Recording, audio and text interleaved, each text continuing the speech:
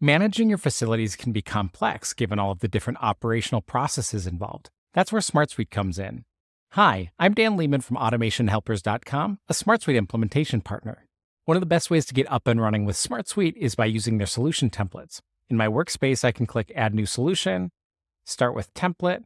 From here, I can scroll down and choose Facility Management as a category, and I can see the different solution templates that are available to us, which we can use based on the needs of our business. Why use paper and pencil when it comes to managing your visitor access? With a visitor solution, we're able to see who is coming in and visiting which employees, which companies that they represent, and we can actually capture this information directly if we had a tablet or other device by creating a form in which that information is captured and automatically synced into SmartSuite. You no doubt have a number of policies you need to be able to track. Here we're tracking our physical security policies.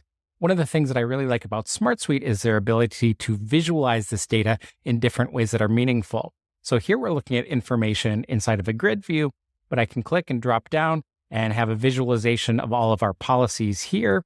Or we could look at a calendar of when we need to review the policies, but we've got a lot of flexibility when it comes to looking at that information. When it comes to company asset management, we can do this easily inside of SmartSuite.